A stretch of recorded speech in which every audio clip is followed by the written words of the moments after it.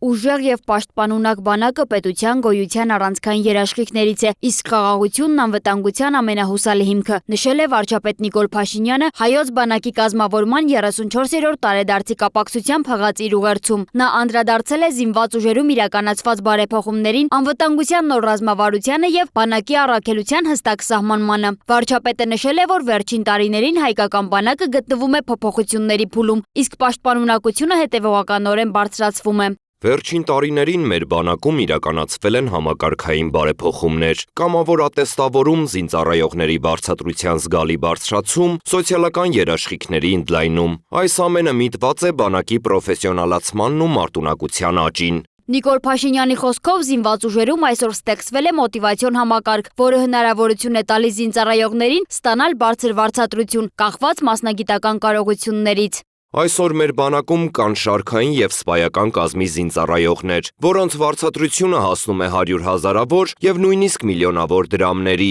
Սա կարևոր երաշխիք է ոչ միայն զինծառայողների, այլև նրանց ընտանիքների եւ ամբողջ հանրության համար։ Անդրադառնալով անվտանգային միջավայրին, վարչապետը նշել է, որ նախկինում Հայաստանը լուրջ խոչընդոտների է բախվել սպառազինության ձեռքբերման հարցում, իսկ 2022 թվականին ստեղծված իրավիճակը իրական սպառնալիք էր պետականության համար։ Այսօր հստակ արձանագրում ենք, Հայաստանի Հանրապետության բանակն ունի մեկ առաքելություն՝ պաշտպանել Հայաստանի միջազգայնորեն ճանաչված տարածքը։ Մենք պատերազմի չենք պատրաստվում, որովհետև խաղաղությունն է անվտանգության ամենահուսալի երաշխիքը։ Մենք ուժեղացնելու ենք անվտանգության այդ ամենահուսալի երաշխիքը, իսկ բանակի զարգացումը շարունակաբար ընթանալու է, որովհետև բանակը պետության կարևորագույն ինստիտուտներից է եւ չափազանց կարևոր է ունենալ ուժեղ, պաշտպանունակ բանակ ապագայի պայմանական սպառնալիքներին դիմակայելու համար, այն դեպքերում, երբ դիվանագիտությունն ի վիճակի չի լինի դա անել։ Ուժեղ բանակ չունեցող երկիրը խոցելի է եւ կարող է գայթակղիչ լինել ագրեսիայի համար։ Հայաստանի Հանրապետությունն այսպիսին չպիտի լինի երբեք։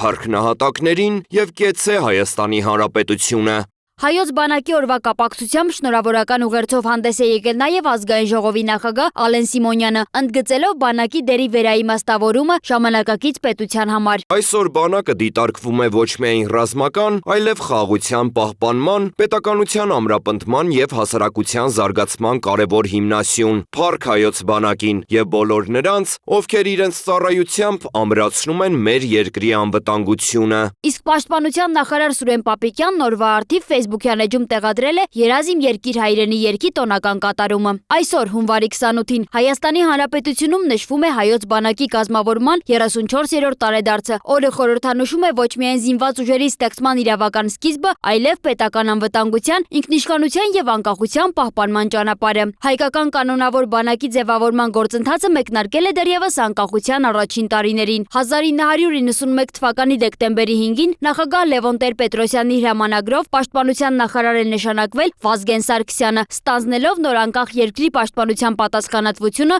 գործնականում առանց ձևավորված համակարգի։ 1992 թվականի հունվարի 28-ին կառավարությունը հաստատել է Հայաստանի Հանրապետության պաշտպանության նախարարության մասին որոշումը, որով իրավականորեն ազդարարվել է հայոց ազգային բանակի ստեղծումը։ Այդ օրն էլ հետագայում դարձել է բանակի տոնական օրացույցի առանցքային տարեթիվը։ 1994 թվականից սկսած բանակաշինությունն անցել է զարգացման հաջորդ փուլ, մեկնարկել են զինված ուժերի կայունացման, մարտունակության բարձրացման, կարգապահության ամրապնդման, նաև սպայական կազմի պատրաստման եւ վերապատրաստման համակարգված աշխատանքները։ Հայաստանի զինված ուժերի տոնը պետական մակարդակով ամրագրվել է 2001 թվականի հունվարի 6-ին տոների եւ հիշատակի օրերի մասին օրենքով, իսկ 2002 թվականին այն սահմանվել է որպես ոչ աշխատանքային օր։ Չնայած երիտասարդ տարիքին հայկական բանակն անցել է մի քանի ծանր փորձություններով, Արցախյան առաջին պատերազմից մինչև 2016 թվականի ապրիլյան մարտերը, 2020 թվականի 44-օրյա պատերազմը եւ 2022 թվականի սեպտեմբերյան ռազմական գործողությունները։